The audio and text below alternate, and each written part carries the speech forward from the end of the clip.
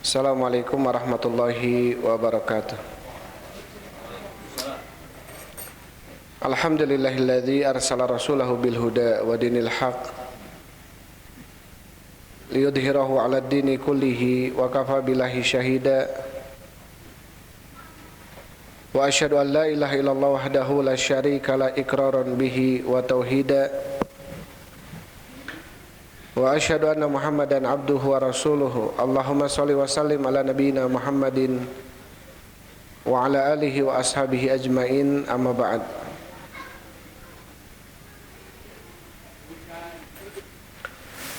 Ikhwan wa akhwati fillah habibakumullah, Bapak Ibu jamaah salat maghrib yang sama-sama mengharapkan ridha Allah Subhanahu wa taala. Alhamdulillah, senantiasa kita memuji dan bersyukur.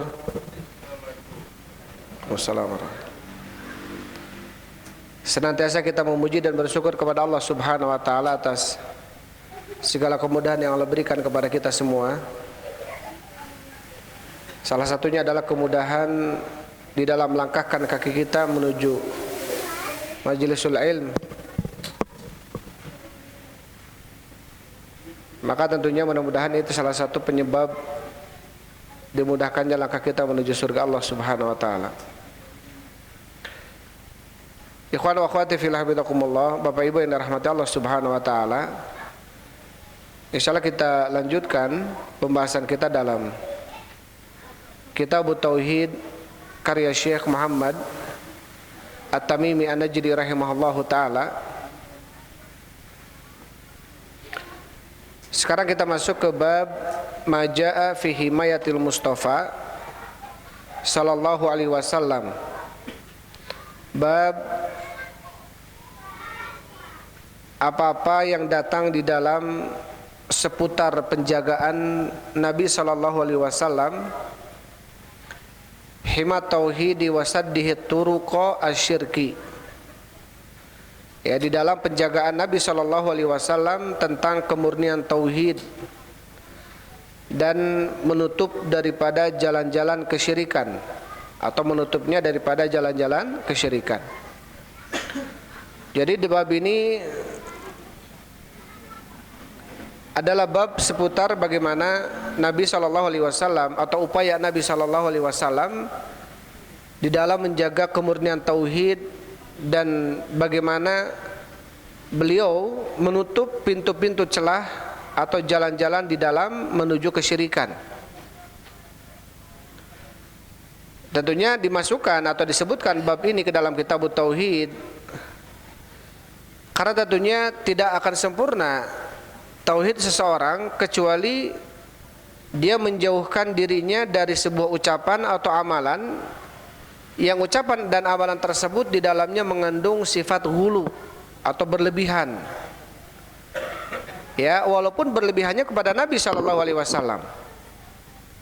Ya, jangan kemudian karena beliau seorang nabi alaihi salatu wasallam, utusan Allah Subhanahu wa taala, akhirnya kita berlebihan kepada beliau, mengangkat kedudukan beliau di atas kedudukan beliau seorang hamba Allah Subhanahu wa taala. Beliau adalah seorang hamba seperti kita. Hanya saja beliau adalah utusan Allah. Hamba berarti tidak boleh disembah, karena hamba sama kita sama, hamba Allah, budak Allah. Dan beliau adalah rasuluhu, utusan Allah, berarti utusan tidak boleh didustakan. Beliau seorang hamba yang tidak boleh disembah, dan beliau seorang utusan yang tidak boleh didustakan. Karena ketika kita mendustakan Nabi Muhammad SAW sebagai utusan Allah, berarti otomatis kita seperti apa? Mendustakan siapa? Mendustakan Allah Subhanahu wa taala, sang pengutusnya atau zat yang mengutusnya. Maka pintu-pintu yang dikhawatirkan jatuh kepada kesyirikan di dalamnya, maka Nabi SAW menutup pintu itu. Ya, menutup pintu itu.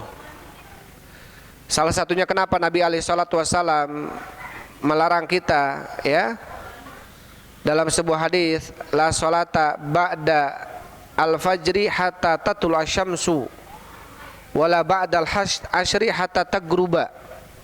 Tidak ada salat setelah fajar, setelah subuh sampai terbenamnya matahari, dan tidak ada salat setelah asar, tidak ada salat setelah subuh sampai munculnya matahari, dan tidak ada salat setelah asar sampai terbenamnya matahari.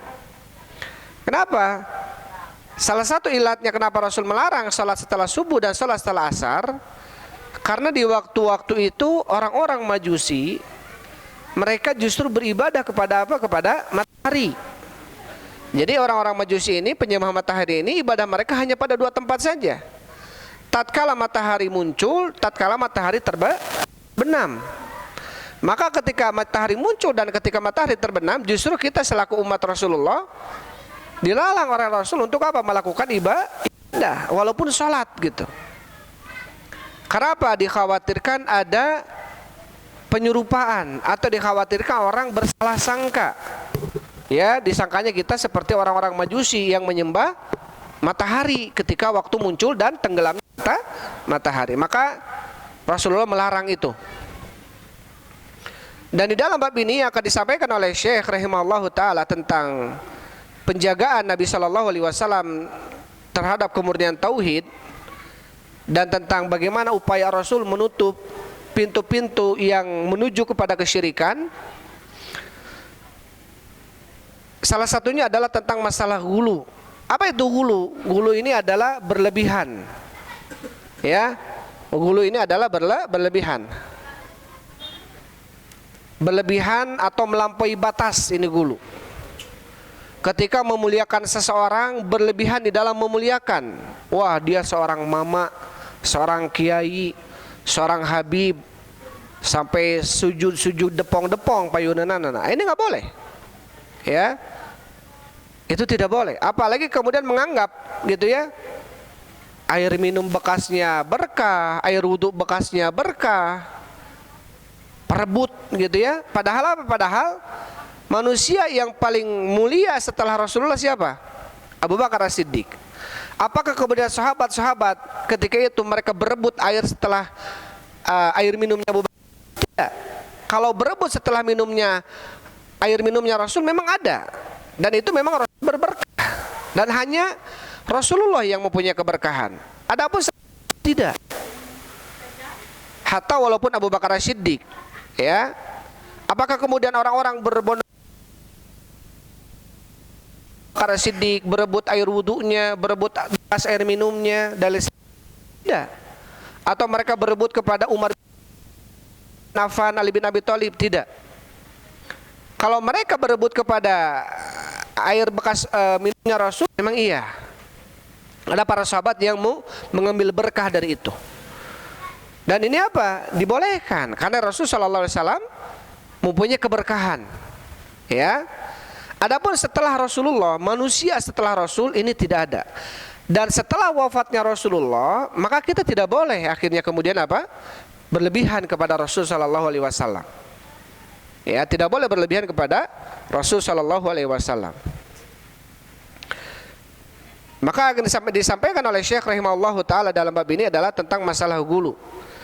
Setelah menyebutkan bab, kemudian Syekh rahimahullahu taala membawakan hadis An Abdullah bin Syikhir radhiyallahu anhu qala, dari Abdullah bin Syikhir, semoga Allah meridainya, qala berkata, intalaqtu fi wafdi Bani Amir, aku pergi dengan sebuah kelompok utusan Bani Amir. Jadi Abdullah bin Syikhir ketika itu pernah pergi bersama utusan atau kelompok yang diutus kalangan Bani Amir ini ila Rasulillah sallallahu alaihi wasallam, menuju kepada Rasul sallallahu alaihi wasallam.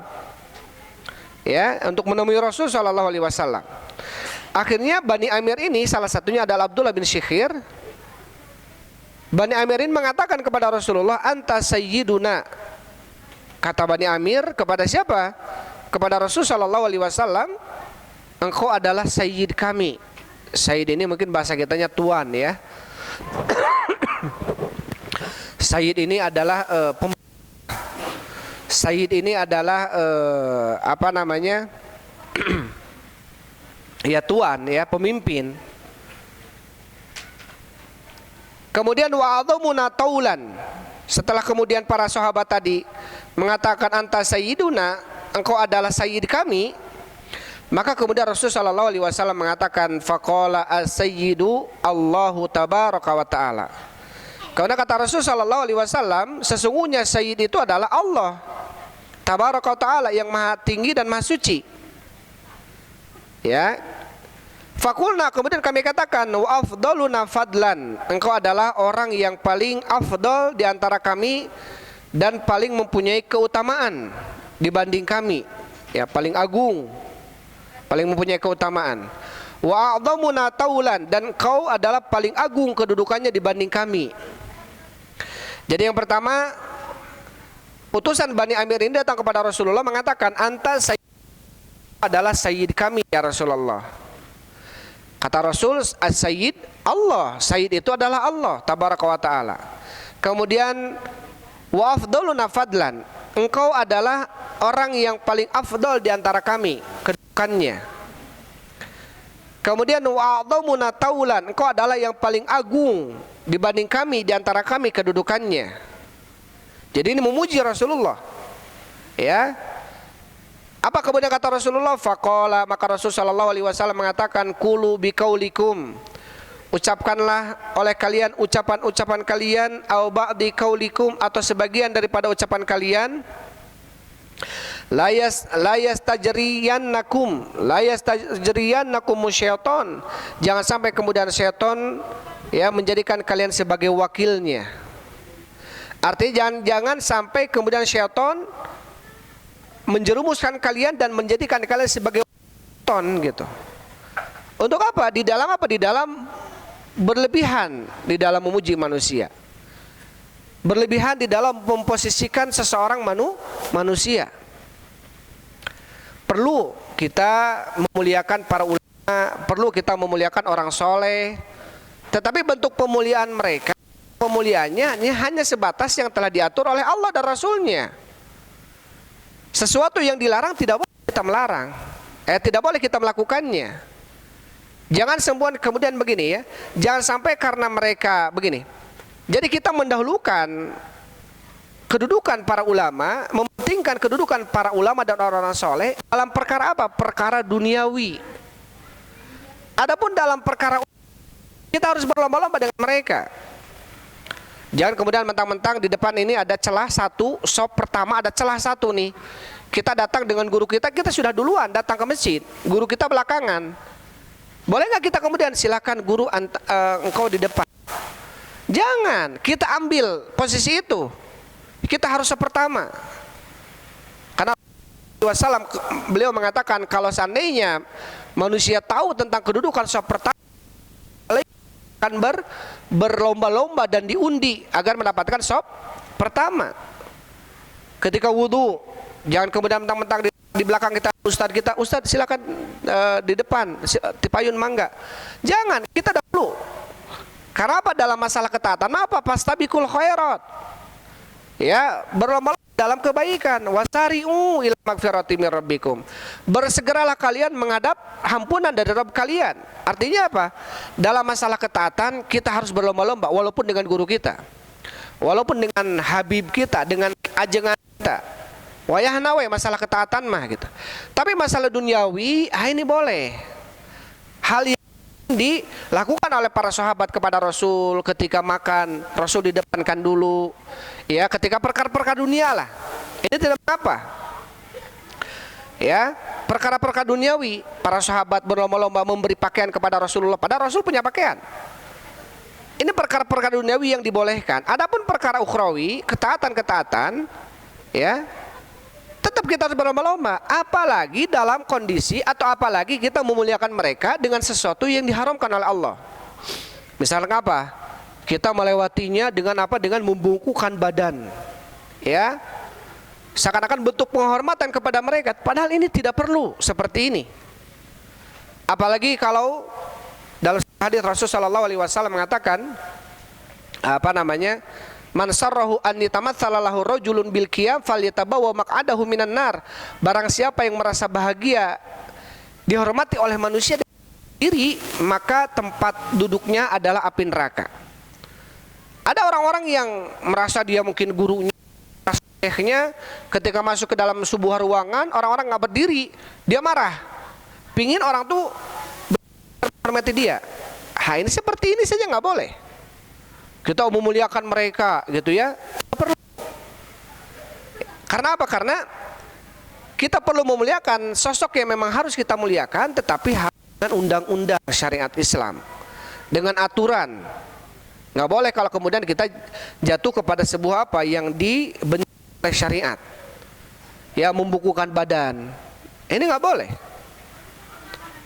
Ya, kalau dalam peribahasa Arabnya ini termasuk ghair adab, bukan nggak ada etika seperti ini. Ngapain buku-buku badan di hadapan manusia? Apalagi kalau maaf ya, di Sunda, di Jawa mereka menjaga kromoknya, tata krama gitu ya. Sampai kalau melewati orang tua tuh sampai depong-depong kayak gitu. Ini sebetulnya nggak perlu. Ya, dan kita sebagai orang tua, misalkan kalau ada orang yang melewati kita dengan jalan biasa dan kita tahu memang harus ngapain depong-depong, kita harus memberikan uzur. Kecuali kalau kita melewati orang tua paham ilmunya, ya mungkin kita kasih paham dulu, ya. Jangan sampai kemudian wah si eta mau engkau ngaji tapi banyak lempang harapun minta sopan gitu ya. Ayah gitu, karena mungkin si orang tua ini nggak paham. Nah, kita berikan paham kepadanya, ya. Kita lewat mungkin assalamualaikum, punten, ya, sambil sedikit lah sambil melewat, punten gitu ya. Ini biar terlihat kita adab-adab ketimurannya mungkin dipakai, tapi jangan sampai kemudian depong-depong gitu ya, sampai nggak perlu seperti itu. Maka di sini Rasulullah SAW ketika para sahabat datang, anta sayyiduna, engkau adalah pemimpin sayyid kami. Engkau adalah sayyid kami. Kemudian kata Rasulullah SAW, as-sayyid Allah. Artinya apa? Kepemimpinan yang sempurna adalah Allah. Ketuhanan yang sempurna, ketuanan. Kalau dalam bahasa kita mungkin sayyid ini tuan ya. Sayyid ini tuan. Tetapi di dalam hadis-hadis yang lainnya, Rasul mengatakan ana sayyidu wal qiyamah. Saya adalah sayyidnya, tuannya anak Adam nanti di hari kiamat. Pada Rasul ketika menggandeng Hasan dan Husain habis sholat dan mengatakan inna ibni hadza kepada Hasan bin Ali, anaknya Ali bin Abi Thalib, inna ibni hadza sayyid, sesungguhnya anakku ini adalah sayyid. Dia sebagai pemimpin, dia sebagai tuan dia. Sayyid ini adalah sosok seseorang yang memimpin dan bijak dalam memimpinnya. Inna ibni hadza sayyid, masih kecil.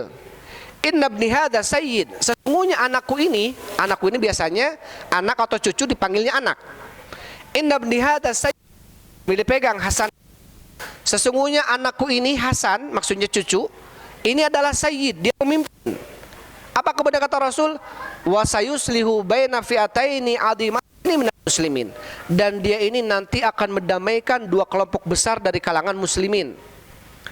Ketika apa? Ketika terjadi perselisihan Muawiyah bin Abi Sufyan dengan Ali bin Abi Thalib, itu terjadi beberapa kali peperangan, perang Jamal, perang Siffin, sampai ribuan yang terbunuh antara sahabat dengan tabi'in ketika itu.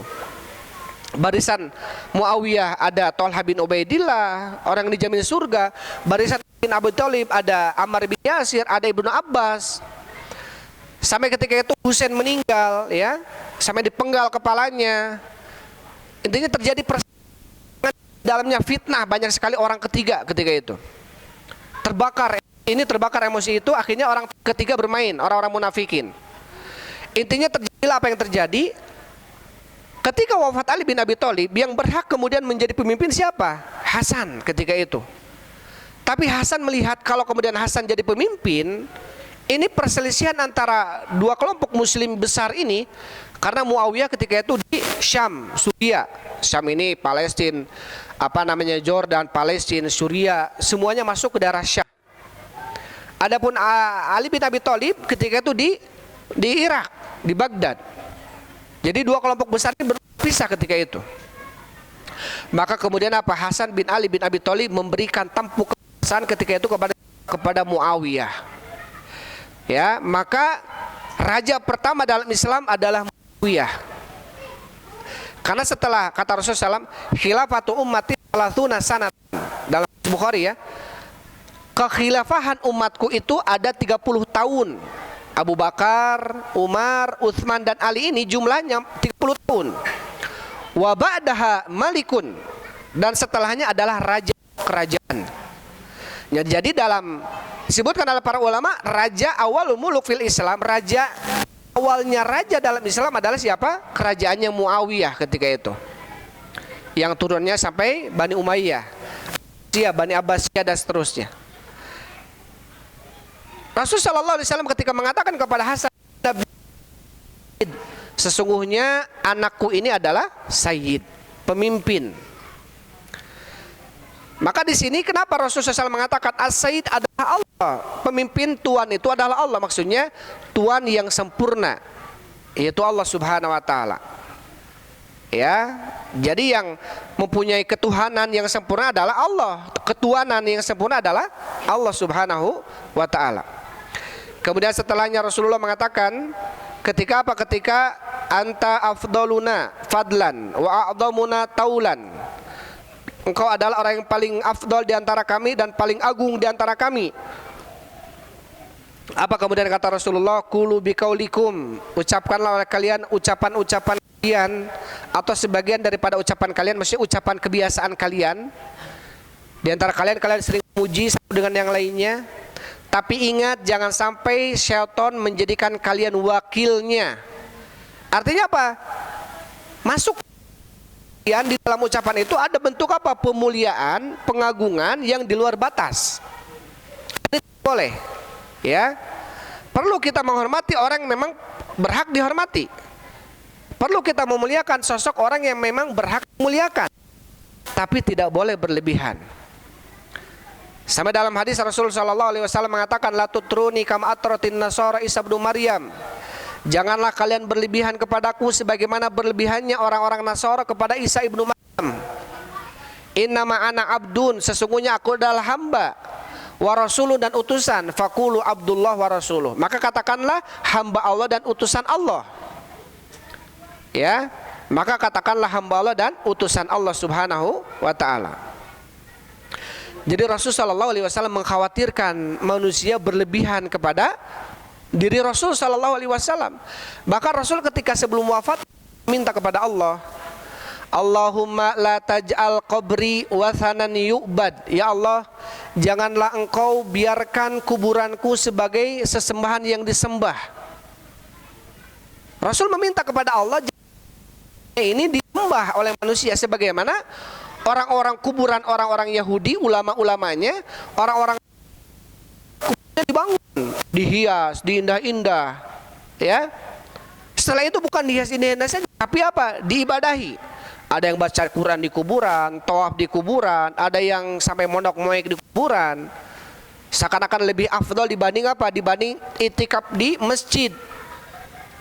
Rasul nggak mau ini terjadi. Makanya apa kemudian termasuk ijabah Allah Subhanahu wa taala, sampai sekarang kuburannya Rasul itu dijaga. Ini dalam sebuah kisah dalam Fathul Bari kalau nggak salah, atau Hafidz Ibnu Hajar pernah menceritakan, pernah terjadi dalam pemerintahan tabi'in atau tabi'ut tabi'in gitu ya, sebuah kerajaan ketika itu mimpi. Dalam mimpinya itu ada orang-orang yang mau mencuri jasadnya Nabi Sallallahu Alaihi Wasallam. Jadi ini kuburannya Rasulullah, ini masjid, kan sekitarnya ada bangunan hotel-hotel. Mereka ini nyewa hotel, dari hotel ini mengeruk sampai mau ke bawah kuburan Nabi. Tapi raja bermimpi ketika itu bahwasanya ada yang mau mencuri jasadnya Rasul Sallallahu Alaihi Wasallam. Akhirnya apa? Seluruh hotel yang sekitaran Madinah ini diperiksa. Ternyata ada satu bangunan, yang di bangunan itu di bawahnya ternyata ada lubang, dan ternyata betul sampai hampir dekat kepada kuburannya Rasul Sallallahu Alaihi Wasallam. Mau dicuri jasadnya Rasul. Kalau jasadnya Rasul dicuri, wah ini sudah dituhankan sudah. Rambutnya saja sekarang ya, rambutnya, padahal itu awalam apakah rambutnya atau bukan.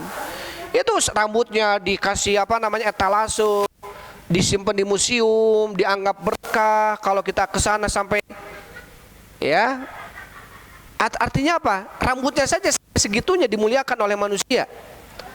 Sampai mereka meyakini ada apa namanya ada kekhususan gitu ya. Kalau sudah mengelus rambutnya Rasul seakan-akan bisa sembuh sakitnya, bisa lancar usaha dan lain sebagainya. Apalagi kalau jasadnya Rasul gitu. Ini makanya Rasul apa? Meminta kepada Allah untuk agar tidak dijadikan kuburannya sebagai sesembahan yang disembah. Kenapa? Karena ya itu tadi, takutnya manusia apa? Berlebih-lebihan. Karena awal munculnya kesyirikan di dunia ini, apa awal muncul? Tuhulu orang soleh. Siapa saja dalam surat Nuh yang disebut orang soleh? Wadan, An, Yagutha, Ya'uq dan Nasro. 5 orang soleh ini pada zaman Nabi Nuh adalah orang-orang soleh. Ketika mereka ini meninggal, kemudian mereka apa? Digambar. Kata kita gambar, biar kita ingat jasa orang soleh ini. Biar supaya ingat saja, itu biar supaya ingat, bukan diibadahi. Jadi kalau lihat foto ini semangat lagi ibadah, masya Allah ini orang soleh, kita biar semangat. Lama-lama foto ini pudar. Kemudian ini cucu-cucunya yang baru lahir, orang tuanya yang tadi pertama udah meninggal. Udah bagaimana kalau kita bikin patung saja biar tidak pudar. Dibikinlah patung. Dalam kondisi nggak diibadahi. Tetap patung ini dilihat, oh ini orang soleh. Suwa, Yaguth, Ya'uq sama Nasra. Ketika mereka melihat orang-orang ini, semangat ibadah mereka, ibadah. Tapi apa kata Rasul? Falamma tala alaihimul amad, ketika mulai muncul yang baru, anak baru, cucu baru, cicit-cicitnya yang baru, orang sudah pada meninggal. Orang tua ini sudah tahu hukum ibadah kepada itu nggak boleh. Tapi muncul generasi-generasinya, cicit-cicitnya ini yang tahu. Ketika mereka lahir, oh ini sesembahan orang tua kita dulu. Akhirnya mereka ini disembah. Maka awal munculnya kesyirikan di dunia ini adalah ketika berlebihan atau gulu terhadap orang-orang soleh. Maka tidak boleh terhadap orang-orang soleh, ya.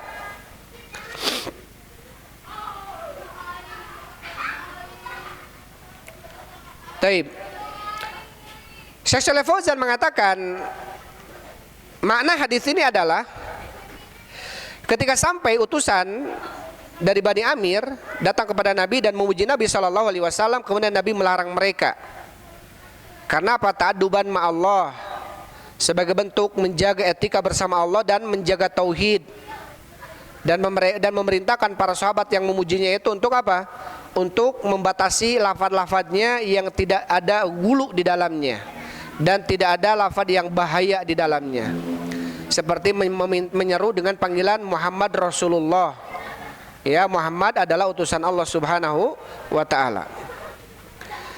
Maka sebagian kemudian bagaimana Nabi Allahumma shalli wa sallim ala sayyidina Muhammadin. Ya, kalau dalam hadis-hadis yang sahih tentang baik hadis Abdullah bin Mas'ud, ya, hadis sahabat yang lainnya tentang lafaz salawat, itu tidak ada kalimat sayyid. Ya, tidak ada kalimat sayyid. Tetapi sebagian mengatakan boleh dengan kalimat sayyid. Kata Rasul mengatakan ana sayyid. Saya ini adalah sayyid. Ana sayyidu waladi Adam yaumal qiyamah. Saya adalah sayyidnya anak Adam nanti di artinya apa? Pemimpin. Maka akhirnya para ulama, kalau dalam sholat, dalam salawat kita membaca dalam sholat tidak boleh membaca dengan sayyid. Sudah cukup sebagaimana datang dari Nabi SAW. Dari hadis Abdullah bin Mas'ud, Allahumma sallim ala nabiyina Muhammadin, ya, atau Allahumma sholli ala Ibrahim wa ala ali Ibrahim wa barik ala Muhammad wa ala ali Muhammad kama barakta ala Ibrahim wa ala ali Ibrahim. Ada fil alamina, ada yang enggak ada alamina, riwayat yang lainnya. Innaka Hamidum Majid. Tetapi kalau di luar sholawat ada yang membolehkan menambahkan dengan Sayyidina Muhammad, ya, karena memang Rasul adalah Sayyid. Ini pendapatnya Ibnu Hajar dan sebagian pendapat yang lainnya. Tapi yang lainnya juga mengatakan lebih memakai Sayyid. Sudah aja Allahumma shalli ala nabiyina Muhammad.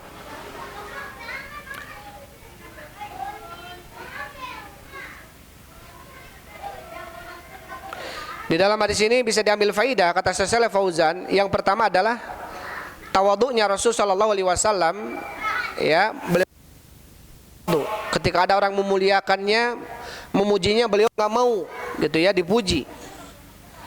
Ya, nggak mau dipuji. Karena memang pujian ini sampai kata Rasul sallallahu alaihi wasallam, ini pujian ini ada sebagai bentuk apa? Musibah justru. Pernah Rasul sallallahu alaihi wasallam melihat ada seorang sahabat memuji sahabat yang lainnya. Apa kata Rasulullah? Laqad qasamta dhahrahu, sungguh kamu telah mematahkan punggungnya. Karena ada orang yang dia nggak bisa dipuji. Kalau dipuji apa? Dia naik, dia terbang, dia seakan-akan muncul kesombongan, kiber, berbangga dan lain sebagainya. Ada orang yang ketika dipuji justru apa? Dia bisa hal-hal itu. Makanya ada sebagian pujian yang justru apa? Itu membahayakan.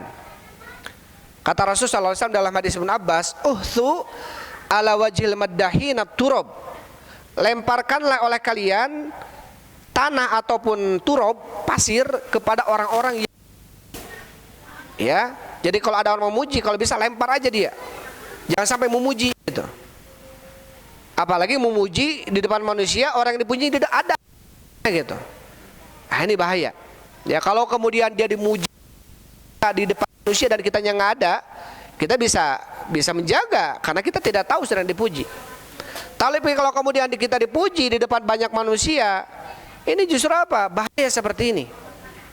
Ya, sama Rasul memperingatkan, lemparlah wajah-wajah para pemuji itu dengan tanah. Apalagi memuji untuk menjilat. Nah, ini bahaya sekali. Dan di sini Rasulullah apa nggak mau dipuji, tawadunya, bentuk tawadunya Rasul Shallallahu Alaihi Wasallam. Walaupun Rasul memang sayyid, ya. Kata Rasul sendiri, ana sayyid waladi Adam yaumal qiyamah. Dan Rasul mengatakan as-sayyid adalah Allah. Padahal yang maksud sayyid di sini adalah kesayyidan yang paling sempurna itu adalah Allah Subhanahu wa taala. Yang kedua di dalam hadis ini adalah larangan tentang apa? Gulu di dalam memuji, berlebihan di dalam memuji. Dan yang ketiga adalah tentang ketuhanan ataupun tentang kepemimpinan yang atau kedudukan yang paling tinggi yang secara hakikat adalah Allah Subhanahu wa taala. Makanya Rasul mengatakan as-sayyid Allah. Sayyid itu adalah Allah. Hakikat sayyid itu adalah Allah. Kita itu sayyid.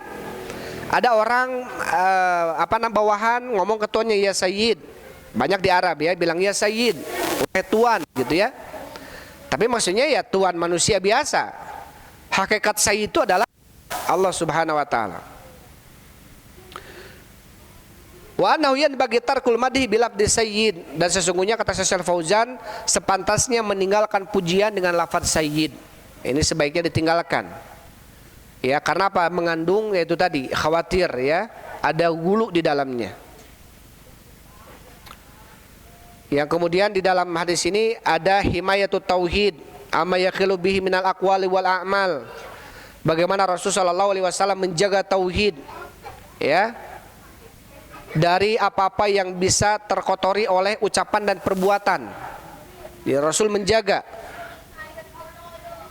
Ya, kalau kita sekarang dipuji-puji orang, bahkan justru ada orang malah iya, namanya dipuji gitu.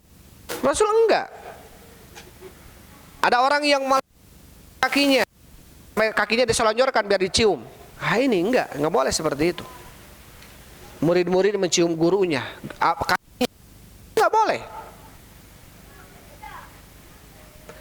Mencium tangan aja diperselisihkan. Ada yang mengatakan sampai nggak boleh, ada yang mengatakan Imam Ahmad bin Hambal membolehkan.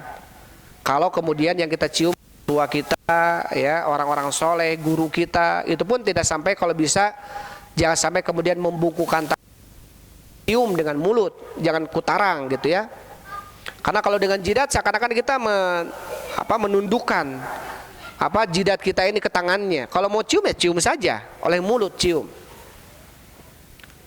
Dan itu pun Imam Ahmad membolehkan, tapi dengan syarat-syarat kepada orang yang berhak untuk kita muliakan. Ya.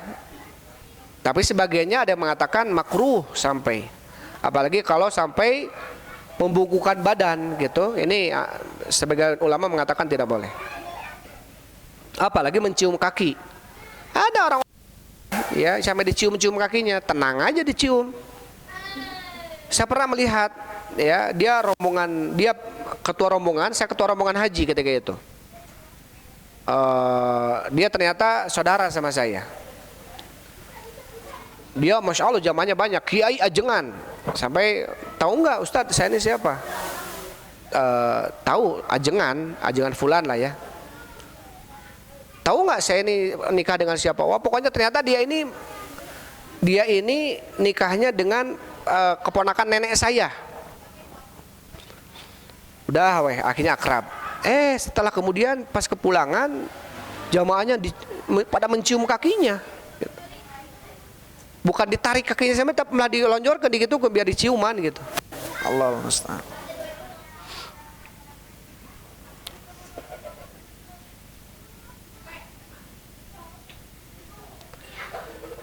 Taib.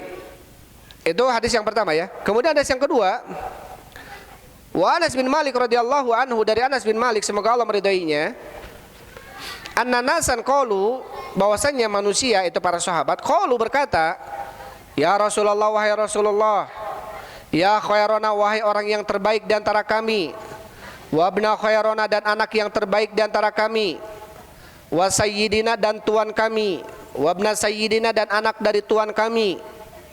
Karena memang anaknya Abdul Muttalib, kakeknya. Abdul Muttalib ini pemimpin Quraisy. Faqala, maka Nabi SAW mengatakan, ya ayuhan nas, wahai para manusia, qulu biqaulikum, ucapkanlah oleh kalian ucapan-ucapan kalian. Qulu biqaulikum, ucapkanlah oleh kalian ucapan-ucapan kalian. Wala yastahwiyannakum syaiton, dan janganlah kemudian syaiton membuat kalian terperdaya atau tertipu kalian oleh syaitan, ya, dengan memuji manusia, mengelulukan manusia, akhirnya ada gulu di dalamnya, berlebihan. Wala yastahwiyannakum syaiton, janganlah kemudian syaitan membuat kalian terperdaya. Boleh memuji sebatasnya, jangan sampai kemudian berlebih-lebihan. Ana Muhammadun Abdullah wa Rasuluhu, saya adalah Muhammad, hamba dan utusan Allah. Ma uhibbu antar fauni, aku tidak suka kalian mengangkatku fauqa manzilati, di atas kedudukanku. Ya, aku hamba, kalian hamba, saya pun hamba. Innama ana abdun mithlukum ansaka matan saun, sesungguhnya aku adalah manusia seperti biasa, seperti kalian. Saya lupa seperti kalian lupa, sama gitu ya. Jadi Rasul itu kayak kita, manusia biasa. Hanya bedanya Rasul adalah utusan Allah Subhanahu wa taala, yang tidak boleh kabar-kabar yang datang darinya kita tolak, tidak boleh. Ma uhibbu antar fauni fauqa manzilati, aku tidak suka kalian mengangkat aku di atas kedudukanku. Allati anzalani Allahu azza wa jalla, yang Allah Subhanahu wa taala telah memposisikan kedudukanku sebagai apa? Hamba dan utusannya. Jadi kita tidak boleh ya berlebihan kepada Nabi SAW, sampai dalam ada salawat-salawat yang bukan datang dari Rasulullah salawatnya. Ini bikinan-bikinan manusia gitu ya. Padahal sebaik-baik salawat ya salawatnya Rasulullah. Ada salawat apa namanya ya? Nariyah, yang tanhilu bihal uqad wa tafariju bihal qurab.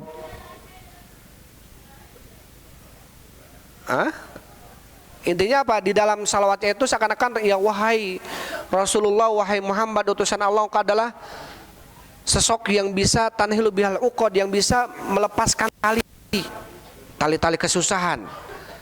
Wa tufarriju bihal qurab, dan bisa membebaskan dari kesempitan-kesempitan. Padahal yang bisa melakukan itu siapa? Allah Subhanahu wa taala, bukan Rasulullah. Apalagi Rasul sekarang sudah meninggal, nggak bisa apa-apa Rasulullah. Ya, karena Rasul sudah meninggal. Innaka mayyitun wa innahum mayyitun. Rasul mayit, akan meninggal dan sudah meninggal. Ya, dan ini disampaikan oleh orang-orang sekarang dengan salawat-salawatnya yang kadang-kadang harus kita perhatikan ya. Salawat-salawat ini jangan sampai kemudian kita terbawa-bawa. Apa namanya ya, salawat baru lagi, Allah Rabbuna kafi, pokoknya kayak gitulah, banyak sekali lah ya. Kita harus paham artinya, ya. Taib. Kadang-kadang di dalamnya ada gulu berlebihan. Ya Habibi ya Mustafa, baligh maqasidana waghfir lana ma madha. Ya Habibi. Mereka memanggil siapa? Memanggil Rasulullah. Ya Habibi, wahai kekasih Allah. Ya Mustafa, wahai yang dipilih oleh Allah. Betul. Tapi apa? Baligh maqasidana, sampaikan kepada Allah maksud kami. Jadi seakan-akan meminta kepada Nabi untuk menyampaikan kepada Allah. Padahal Nabi sudah meninggal. Yang harus kita lakukan adalah banyak bersalawat kepada Nabi kalau mau itu. Kalau kita mau dapat syafaatnya dari siapa? Dari Nabi SAW. Ya, man shalla alayya sholatan sallallahu biha asyron. Barang siapa yang bersalawat kepadaku 1 kali, Allah akan bersalawat kepadanya 10 kali. Ya, barang siapa yang kemudian membaca setelah doa mendengar adzan, Allahumma rabb hadhihi da'wati tammah wassalatil qaimah ati Muhammadanil wasilata wal fadilah wa ba'thu maqaman mahmudah. Kemudian dia membaca itu, illa halat lahu syafaati, kecuali akan halal bagi dia syafaatku nanti di hari kiamat. Ya, jadi kita membaca doa itu. Setelah mendengar adzan, kita membaca salawat, Allahumma shalli wa sallim ala nabiyina Muhammad. Kemudian Allahumma rabb hadhihi da'wati tammah wassalatil qaimah ati Muhammadanil wasilata wal fadilah wa ba'thu maqaman mahmudah alladzi wa'adtah. Maka apa dalam bahasa ini hadis Bukhari akan mendapatkan syafaatnya Rasul sallallahu alaihi wasallam. Dan harus kita ketahui juga bahwasanya yang akan diberikan syafaat oleh orang yang tidak berbuat syirik. Artinya apa? Senantiasa bertauhid kepada Allah.